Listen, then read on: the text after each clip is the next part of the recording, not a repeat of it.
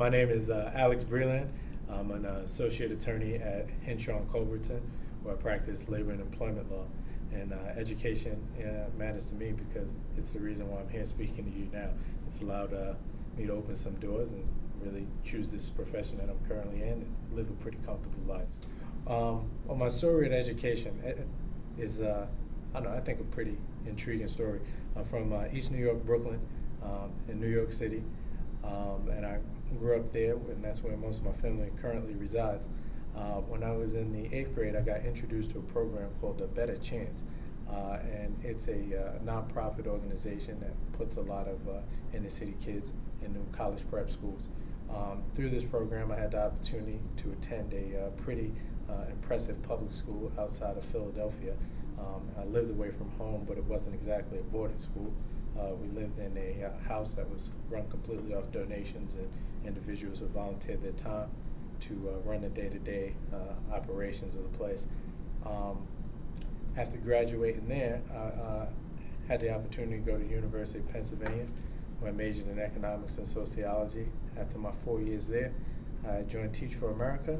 I did a year in New Orleans, a year here in Chicago, and after Teach for America, I matriculated to Chicago College of Law, downtown here in Chicago. And for the last 3 years, I've been working at Henshaw in Culbertson. So education has really, sent me on a pretty amazing trip from New York to here in Chicago. And truthfully, had I not had that opportunity when I was 13, thinking about where I was going to go to high school, and had this brilliant opportunity to go to a college prep high school outside of Philadelphia, Radnor. I can't say that I'd be here. So education's been really important in my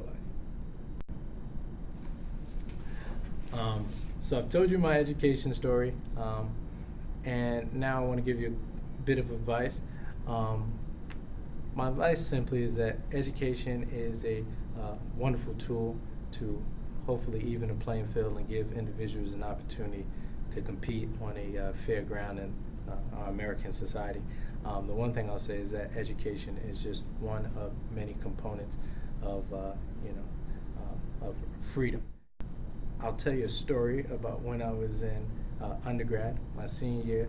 I was on a panel, I was at an event where there was a panel, and one of the professors on this panel was Robert Ings, who's a English professor, and he mentioned that there are 4 essential components of freedom, education being one of them, access to jobs being the second, access to the courthouse and equal protection of the laws being the third, and the opportunity to own property was the fourth.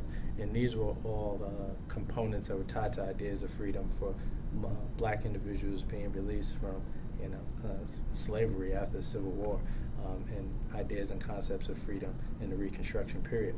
And I say that all to say that we point to education a lot as a major equalizing tool, and I think in many instances it is, but I think it really focuses on the individual, and there are other larger, more systemic issues that we need to take care of, education clearly being one of them. But I think if we can truly get our kids and American citizens access to those 4 things, we'll make a tremendous impact in improving the life trajectories for a majority of Americans in this country. And one great example I have now is just you look at something like Occupy Wall Street, and in many instances we've got a huge swath of the middle class, who I'd say are educated, degreed people who you would think would be doing well in society, but they're finding out with high debt, high unemployment, that things are tough out there. And these are very educated people, but there's something else that's missing. So education is clearly important, but there are also many other aspects of our society that we need to look at in terms of ensuring that everybody has an opportunity to compete in our society on an equal footing.